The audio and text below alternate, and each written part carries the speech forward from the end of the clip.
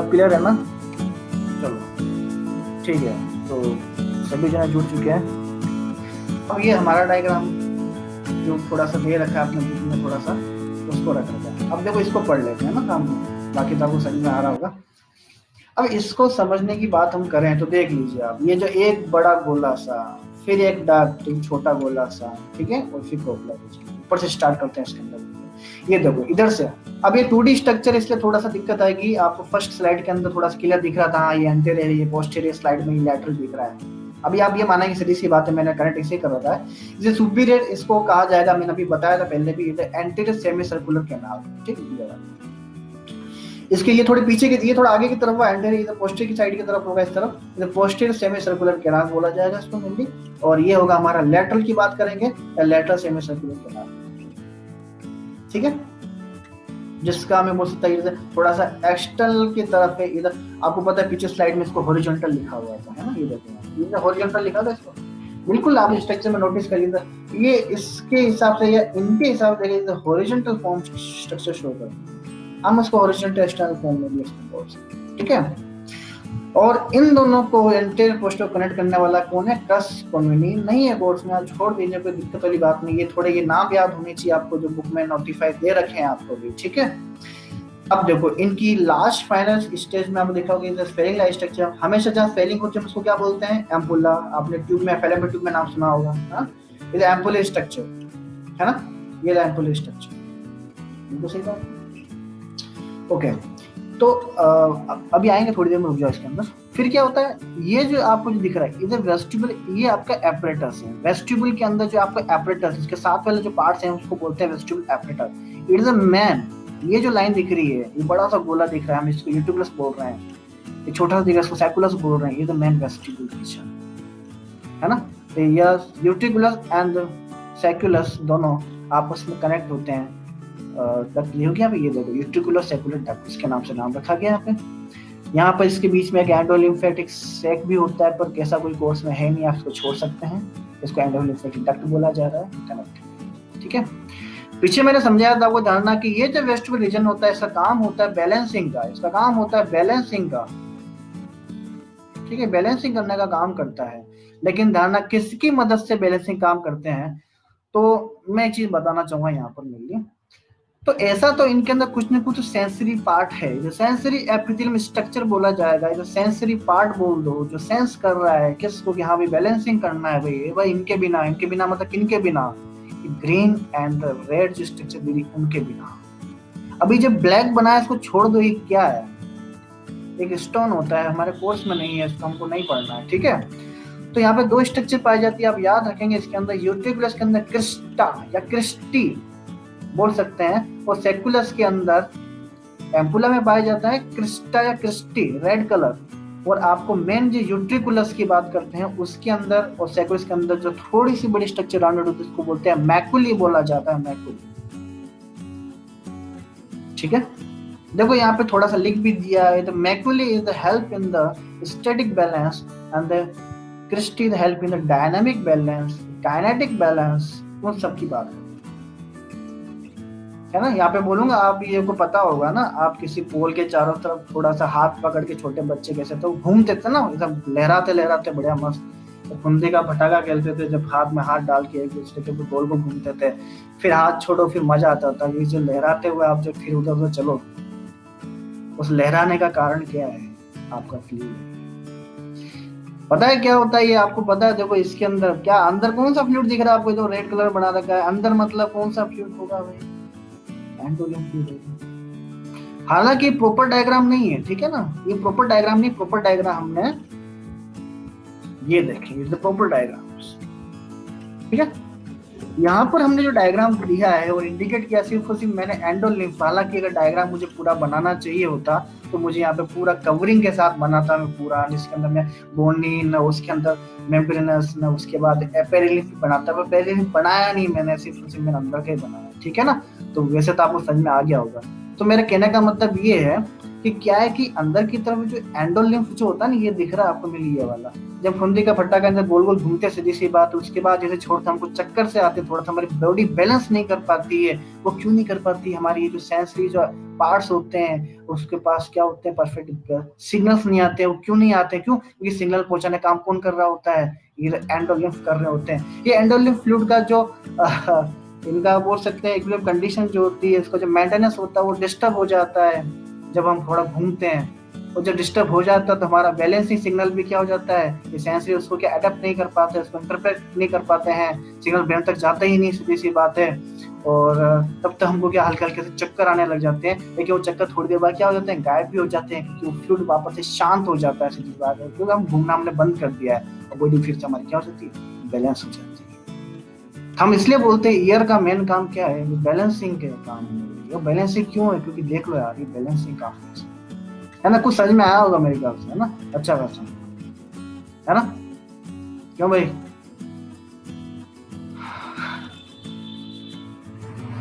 हाँ भाई, क्या बात है।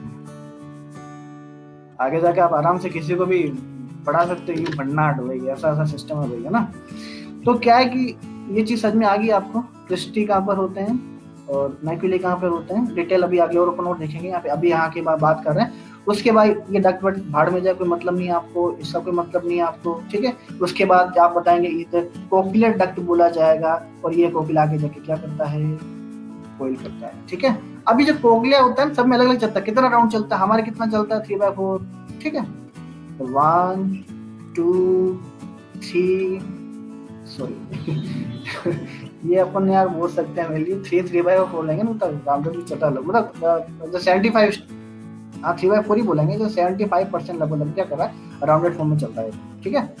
1 पूरा ये कंप्लीट 1 हुआ, 2 एंड 3 पूरा 100 कंप्लीट नहीं हो रहा, देखिए, ठीक है।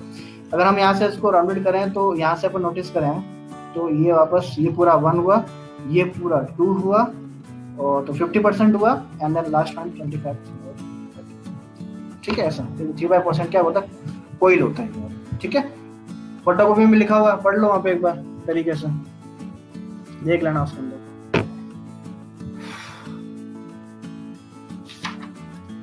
आगे बात समझना,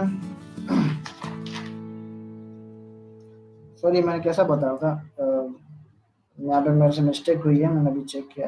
2 3/4, ठीक है, इसको बोलेंगे 2 3/4, ठीक है। अगला वाला तो 75% ही चल रहा है ना, तो ये पूरा 1, ये पूरा 2 एंड लास्ट फाइनल 75%, तो 2 3/4 चल रहा है, ठीक है। इतना सब में अलग अलग चलता है, आपको पढ़ने की जरूरत नहीं है। तो स्लाइड को आगे बढ़ाया जाए।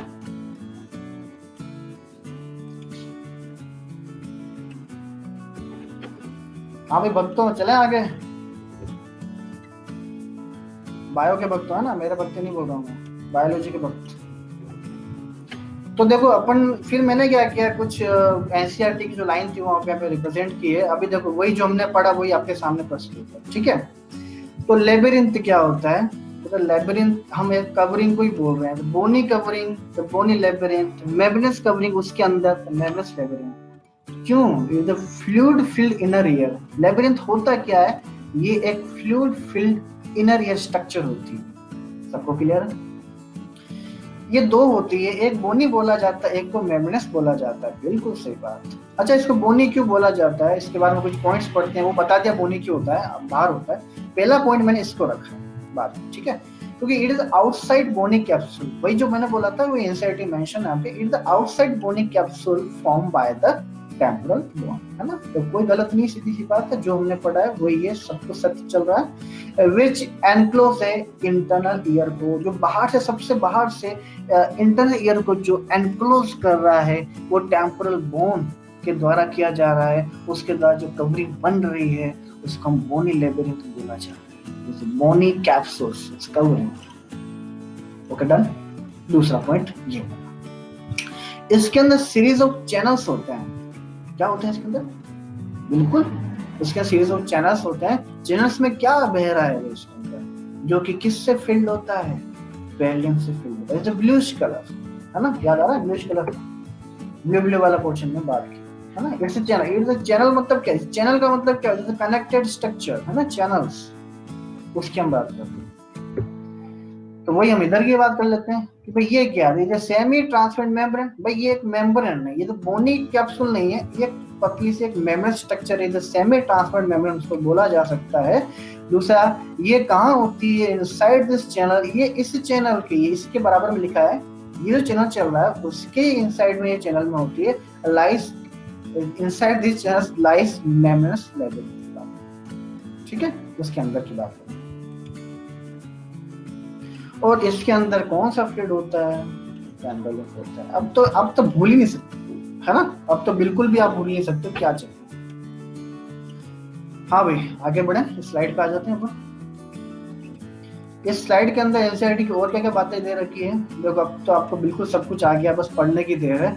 कि पेरिलिफ कैविटी, भाई जो पेरिलिफ कैविटी है, जिसमें वो पेरिलिफ कैविटी, अरे पेरिलिफ कैविटी किसको बोल रहे हैं, जिसके अंदर पेरिलिफ फ्लूइड फ्लो कर रहा है। तो it is a cavity which connect both bony labyrinth and membranous labyrinth से जो कनेक्ट है। पेरिलिफ कैविटी वो कैविटी होती है जो कि बोथ बोनी लेबिरिंथ और मेम्ब्रेनस लेबिरिंथ से क्या है, कनेक्टेड है।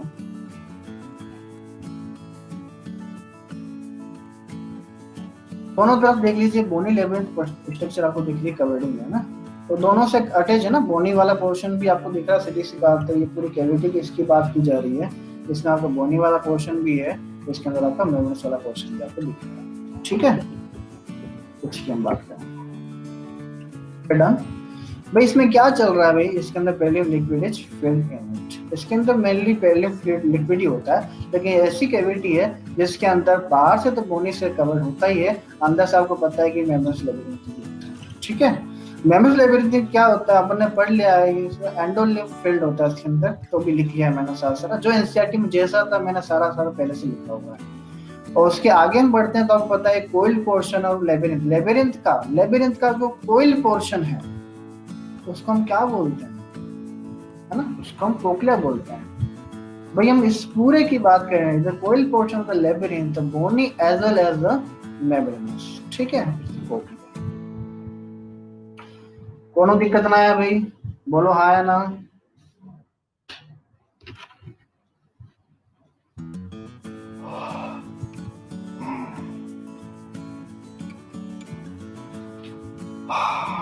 नो डाउट, है ना, क्या बात, वेरी गुड, तुमको अच्छा टीचर मिला है भाई, वेरी गुड, क्या बात। तो आगे कुछ और पॉइंट ही मैंने ऐड कर रखे हैं, पढ़ लो, पढ़े हुए हैं अपने से, जब भैया वो वाला पेज ही है ना, ये ह्यूमन वाला 2/3/4 वाला।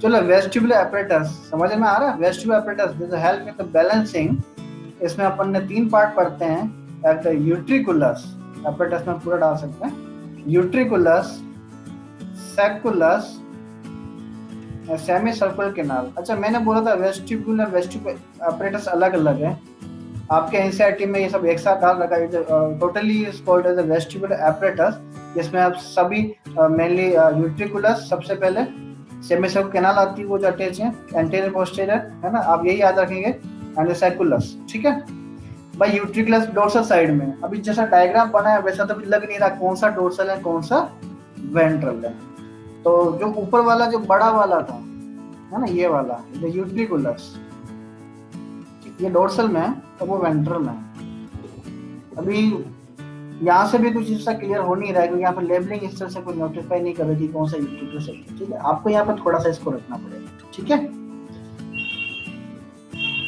तो ये डोर्सल साइड में होता है, ये वेंट्रल होता है। स्ट्रक्चर हमने देख ली, ब्रॉड और लार्ज पार्ट होता है, ये स्मॉल पार्ट होता है। और एनसीईआरटी की लाइन में लिखा था, मैंने सोचा इधर ही लिख लेता हूँ, एपरेटस की बात से छोटे छोटे में मैंने लिख दिया, मेरी राइटिंग को छोटी इसलिए मेरे को थोड़ा फायदा होता है। सेमी सर्कुलर कैनाल जो होती है आप देखोगे अरेंजेस फ्रॉम द यूट्रिकुलस, बिल्कुल सही बात है, ये यूट्रिकुलस में तो होती है, अरेंजेस होती है at 90 degree angle to each other, और जैसे भी होती है आपस में ये एक दूसरे की 90 डिग्री एंगल पे होती है, सीधी सी बात है, और ये ओपन होती इनटू द यूट्रिकुलस अगेन, अरेंजेस भी यहीं से होती है, ओपन भी यहीं से। देखो इस डायग्राम को इधर देख लो आप, कनेक्टिव पोर्शन ये है, एरेजिस भी यही हो रही है, ओपन भी यही हो रही है, एरेजिस भी यही हो रही है, ओपन भी यही हो रही है, एरेजिस भी यही हो रही है, ओपन भी यही हो रही है, और इन सबको अगर नोटिफाई किया एक दूसरे के 90 डिग्री एंगल पे चल रहे हैं, ये वाला जो पोर्शन ये 90 डिग्री, इसको नोटिस करेंगे तो ये इसके 90 डिग्री, इसको नोटिस करेंगे तो ये दोनों के 90 डिग्री, है ना, इसको देखेंगे तो इसके 90 डिग्री, ऐसा कुछ ऐसा बोल रहा है। क्या ये आपको क्लियर हुआ?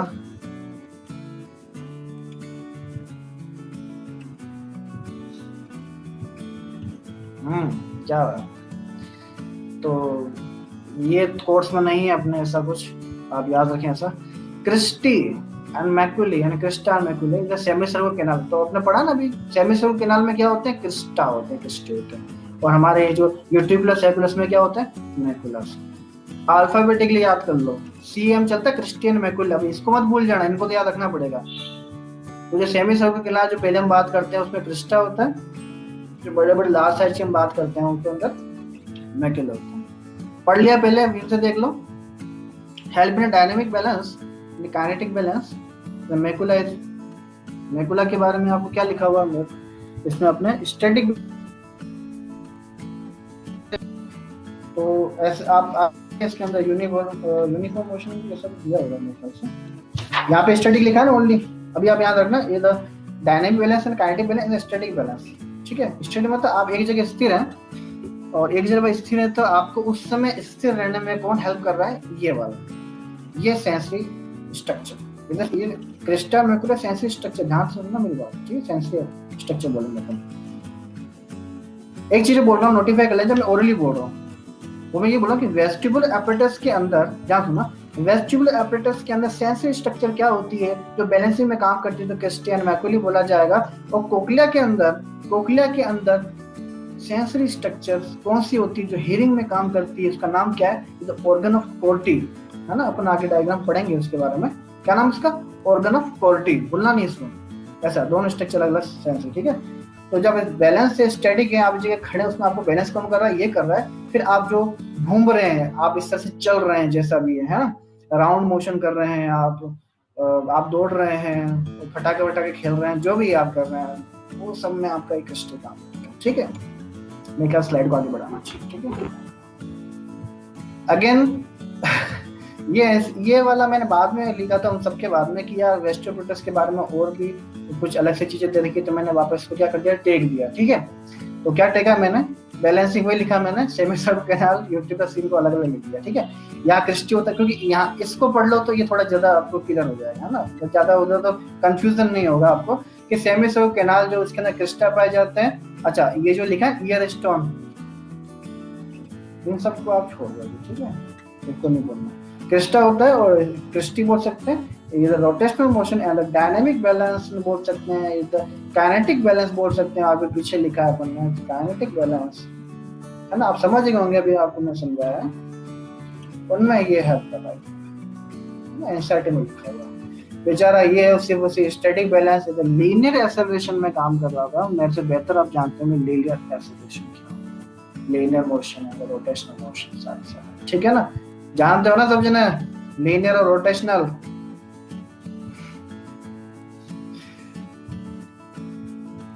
या बिल्कुल हाँ, आई नो इट। चलिए, तो इससे कुछ दिक्कत आपको कभी नहीं, है ना।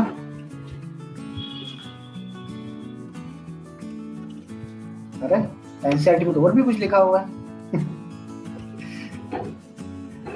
देखो सुनो, स्लाइड यहाँ पे से खत्म लगा।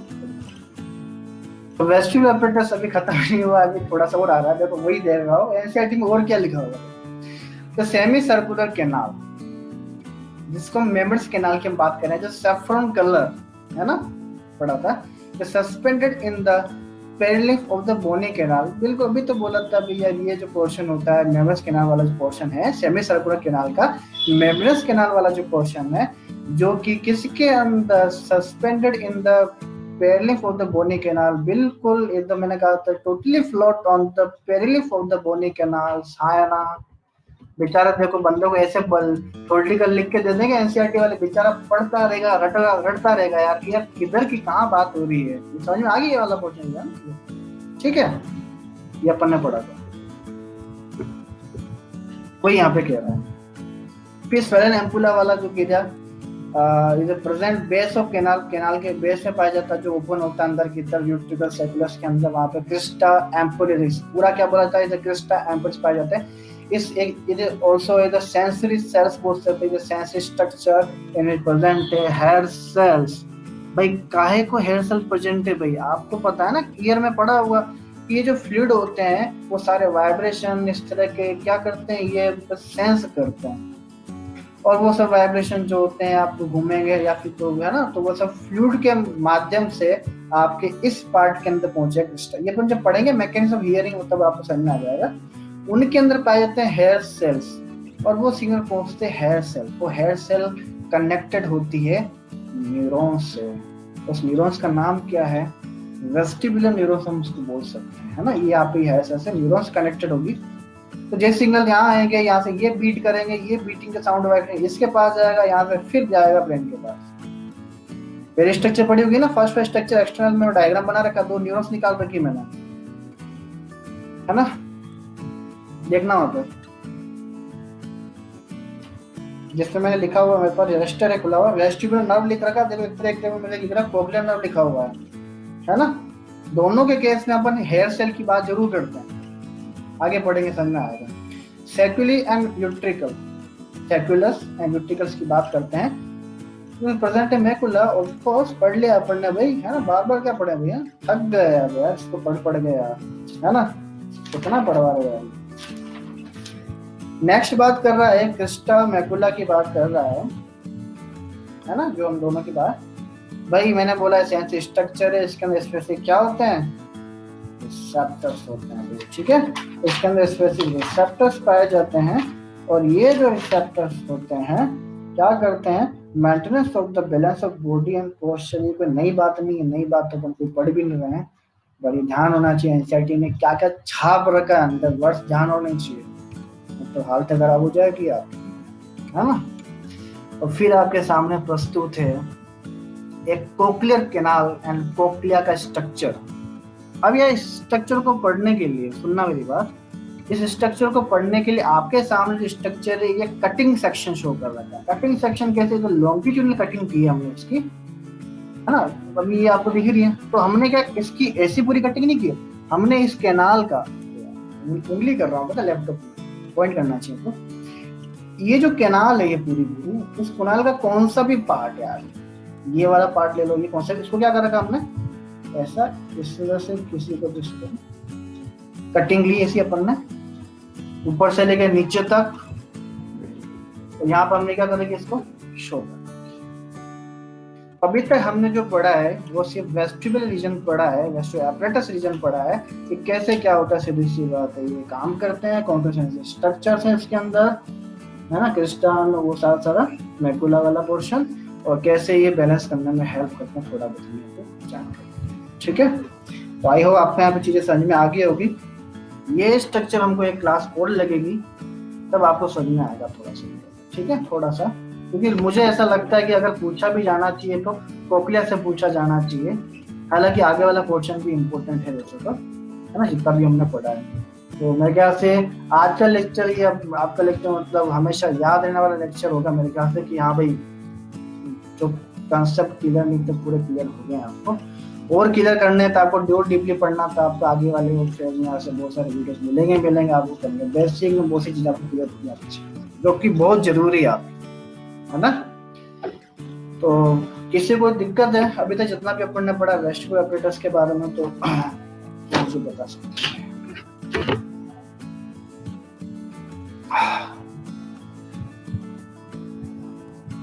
नहीं है, अच्छा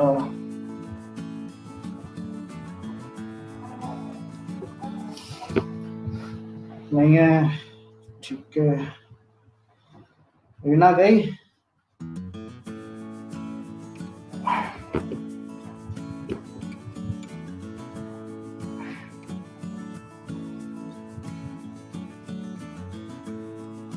रीना तो दिख नहीं रही मेरे को वैसे भी। अब मेरी बात थोड़ी ध्यान से सुना है ना, थोड़ा पॉजिटिव लेना उसको। बात ये है क्या कि हम आपकी क्लास ले रहे हैं, डेली है, फ्री हो रही है, फिजिक्स केमिस्ट्री बायो की हो रही है, और इसीलिए हो रही है कि हम चाहते हैं यार किसी में सिलेक्शन हो जाए, सबका सिलेक्शन हो जाए, कहीं ना कहीं हो ही जाए, है ना।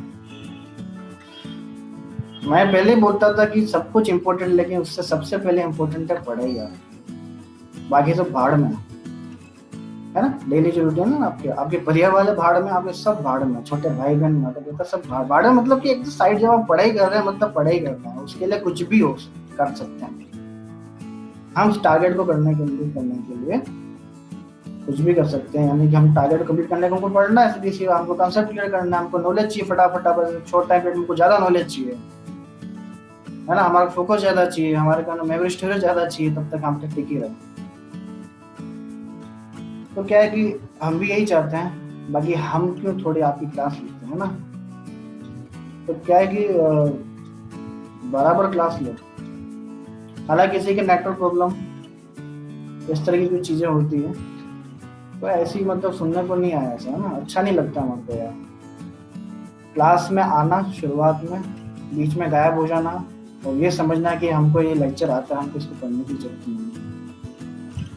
तो आप बहुत बड़ी गलती कर रहे हैं। हर लेक्चर में आपको ऐसा जरूर महसूस होगा कि यार ये थोड़ा सा सही है यार, क्या पता 11th क्लास हमने ये पढ़ा था, बेटर नहीं पढ़ा पाए क्योंकि यार एनसीईआरटी पढ़ा रहे हैं, अभी फ्रीली आप पढ़ रहे हैं। क्या जा रहा है आपका सिर्फ जा रहा है नेट डाटा, आपका टाइम नहीं जा रहा बेस्ट, आपका टाइम तो इन्वेस्ट ही हो रहा है, आपका सिर्फ डेटा पैक जा रहा है। आपको लगता है आपका डेटा पैक आपके क्लास सारे कंप्लीट करने में, उसके बाद आपको इसकी रिकॉर्डिंग देखने में, ध्यान सुनना, अगर आपको अपना टारगेट कंप्लीट करना है ना, सक्सेस नहीं बोल रहा हूँ, सक्सेस कभी नाम लेते ही नहीं, मेरा टारगेट है, आपका टारगेट है नीट, है ना। उसके बाद आगे टारगेट सिलेक्शन, उसके अंदर फिर डॉक्टर बनना, उससे पथ पे चलना। बट नीट कर कंप्लीट करने के लिए, क्रैक करने के लिए आपको कंसेप्ट क्लियर होने चाहिए 11th-12th के। वो कब होंगे? जब आप फोकस होंगे, वो तब होंगे सीधी सी बात जब आपको जितने भी आपके मिसकंसेप्शन हो रहे हैं, आपको भी कोई टॉपिक लेने उसको क्लियर करना, उसके साथ साथ आपको मेमोराइज रखना उस चीजों को समझना, और पूरा टाइम मतलब पूरे दिन भर में आपको मतलब उसी में घूमते रहना। वर्क क्या बात, मतलब यही है पूरे दिन डेली आपके दिमाग में ये चल रहा है, नीट कब होगा, नीट नीट नीट नीट। उससे पहले टारगेटेड मुझे सारे चैप्टर्स कंप्लीट करना, क्योंकि इतने जने एग्जाम देते हैं, तो क्या है कि एग्जाम के अंदर आने वाले क्वेश्चन का जो मीडियम है तो वेरी इजी, बोलो क्या बोलता हूँ, वेरी इजी या इजी, ये मीडियम चल रहा है। लेकिन टफ क्यों हो गया है कि नंबर ऑफ स्टूडेंट्स आपको पता है 16, 17 लाख, 18 लाख वो हो गए, क्योंकि एज लिमिट नहीं है, इसलिए कंपटीशन बढ़ गया है। जो ड्रॉप करते हैं 3-3, 4 साल से पढ़े हुए हैं, वो बाजी मार जाते हैं। कितनी बार पढ़ के उनके दिमाग में फिट हो गया, उनको निकलता ही नहीं है, क्योंकि स्पीड बढ़ चुकी है। बायो को तो पता नहीं आधे घंटे में भी कर लेता हो, कोई 40 मिनट में कर लेता है बायो। क्या वाकई में सोचते हैं कि हमको हमारा टारगेट कंप्लीट करना है, तो उस टारगेट को कंप्लीट करने को हमको ये सब करना पड़ेगा, हमको सबसे अलग होना पड़ेगा, हमारा टारगेट अलग सेट करना पड़ेगा, हमारे को भी सीरियस फोकस होना पड़ेगा, नॉलेज स्टोरेज अच्छी तरह बिल्डिंग करना, हमको लेवल आईक्यू लेवल किसी का सबका बराबर होता है, बढ़ाने की जरूरत होती है, तो उसको बढ़ाना पड़ेगा हमारे को। और बस डेली का डेली हमको ये सोचना कि आज हमको कुछ नया सीखना है, आज हमको नया सीखना, हमको नया सीखना और कैसे भी करके इसको खत्म करना है। ये सब आपकी 11th और 12th की जो एनसीईआरटी वो आपका बेस है बस, नहीं तो आगे आप कुछ नहीं कर पाओगे। वो सभी आप उसी लाइन में चलोगे जो सबकी लाइन है, आपको इतने सारे स्टूडेंट आपको दिख रहे हैं, है ना। मैंने कहा कि नॉलेज नीट में नहीं तो कोई नहीं, आपको कुछ दूसरे एग्जाम को क्रैक करने में आपको क्या करेगा, बहुत हेल्प करेगा, है ना। ये पढ़ाई आपकी बेकार कभी जाने वाली नहीं है। तो इस कारणवश अगर आपको डेटा पे सुनना मत बात है, 10th वाला बच्चा मेरे को बोल रहा था कि आवाज सुनाई तो दे रहा है मेरे को, आया ना, तो मैं पता चला ऐसे ही बोल रहा हूँ धनाधन, और पता चला सब निमट गया, ऐसा तो नहीं है ना। तो क्या है कि कल मेरे को एक 10th वाला बच्चा मेरे को बोला, सर क्या आपको पीडीएफ नहीं भेजा सर आपने मेरे को। मैंने कहा पीडीएफ को क्या करेगा यार तू बेटा, है मैं तो पीडीएफ भेजूंगा, तो पीडीएफ को मैंने वो नोट्स काम के नहीं है, उसमें क्या टाइम ज्यादा वेस्ट होगा। बोला डेटा पैक खत्म हो जाता सर। मैंने कहा ऐसी क्या बात है डेटा पैक खत्म हो जाता है, क्या इतने सारे जो सिम है, जियो है, एयरटेल है, इतना अच्छे खासे डेटा पैक दे रहे हैं आपको, मतलब तो अपनी पढ़ाई के लिए तुम यार डेटा पैक नहीं ले सकते अच्छा खासा, कि जो रिकॉर्डिंग आप सुनोगे तो उसमें मेरा पढ़ा वापस रिपीट करोगे, उसको देखते हुए सुन के आप वापस से नोट्स तैयार करोगे अपने हिसाब से। और जो लिखा हुआ जो बुक पे होता है ना पेन द्वारा अपने द्वारा, नोट्स मतलब ये कि हमने तो पढ़ा दिया आपको, अरे आपके क्या विचार आ रहे हैं, आप उसको अपने माइंड में किस तरीके से इतने बड़े कॉम्प्लेक्सिटी को उसको किस तरह से सिंप्लीफाई करके उसको नोट्स के फॉर्म में तो रजिस्टर में लिखते हो, ये सारा टीचर की छापते हो आप, उसको सिंप्लीफाई करके आप लिखोगे अपने हिसाब से पढ़ा करें, तो वो आपको बहुत हमेशा लर्निंग फॉर्म में आपके लिए मेमोराइज रहता है, आपको इजीली अंडरस्टैंड होता है, कभी भूलने वाला नहीं होता है। हाँ मैंने उसको बोला अब जितना लेक्चर अभी आपने पढ़ा है, मैं कह देता हूँ सीधी सी बात है, आप इसको पढ़ोगे अभी आप बोलोगे अभी ऑन द स्पॉट में आपसे कुछ पूछ लूँ, आप मुझे 90% आप मुझे सही आंसर दोगे, अभी ऑन द स्पॉट में अभी पूछ 10 घंटे बाद वापस क्लास लूंगा मैं तुम्हारी, अगर आपने रिकॉर्डिंग नहीं देखी है तो आपका वो पहुंच जाएगा टारगेट में, वो पहुंच सकता है वो आपके 60-50 पहुंच जाएगा। अगर आपने रिकॉर्डिंग देख ली जहाँ सुनना, तो वापस से आपने उसके साथ नोट्स तैयार कर लिया, अपने रजिस्टर में कुछ वापस लिख लिया, नीट वाला तुम्हारी की बात कर रहा हूँ, तुमने उसके साथ और भी कुछ लिख लिया अपने फोटोकॉपी के अंदर ऐड कर दिया, आप कभी नहीं भूलोगे। लेकिन 1 महीने बाद वापस पूछूंगा आपको, वो 80% वापस आपके दिमाग में होगा, जहाँ सुनिए मैं पहले भी कह चुका हूँ 20% गैप हो सकता है, 10% हो सकता है, 50%, ये सब नेचुरल, ये नेचुरल है। हम इसी की बात करें कि 10 to 15% ही तो हुआ है, और यही हमेशा सबके साथ होता है। अगर किसी का वापस 50%, 40% और किसी का 20% और किसी का पता था 0%, अरे भाई कुछ भी याद नहीं यार, ऐसा भी किसी के साथ हो जाता है। अरे ऐसा भी किसके साथ हो रहा है तो वो क्या पढ़ाई कर रहा है, कुछ ही नहीं कर रहा है। अगर 10 to 20% रह जाता है तो वो चलो चलता है, वो आप वापस से जब वापस रिपीट करेंगे तो वो वापस दूसरी बार करेंगे, तीसरी बार करेंगे, एक बार रिवीजन नहीं थी बात, तो आपको क्लियर हो जाएगा। और क्या पता किसी को इसकी जरूरत भी ना हो, ठीक है। बाकी ऊपर नहीं थोड़ा बहुत चलता रहता है, पर आपका टारगेट मन में ही होना चाहिए, आपका मन में कभी ये नहीं होना चाहिए कि रिजल्ट क्या होगा, मैंने 100% लिखा है बस, हमको बाद में बस ये ना हो और आप है ना गर्व से दूसरे को बोलो कि मैंने है ना अपना 100% दिया था, मेरा 400 आए हैं, मेरा 450 आए हैं, मैं खुश हूँ, मुझे कोई दिक्कत नहीं है, प्रेशर के साथ ओपन मत लिखा। तो बस ये सोचना कि हाँ नीट में सिलेक्शन देना, अभी आपका टारगेट है ना, अभी तो आपको बहुत कुछ चीजें सीखनी भी लाइफ में, बस इतना लेके चलो, बस सीधी से इतना काफी है बस, है ना। बात की प्लानिंग बाद में होती जाएगी, अपने पास से अपनी खुद की प्लानिंग करो, अपने पास ही रखो, अपने मन में रखो, प्लानिंग किसी को बताने वाली नहीं होती, अपने मन में रखा करो चीजों को, ठीक है। तो ऐसा है वैसे चीजें, ओके डन।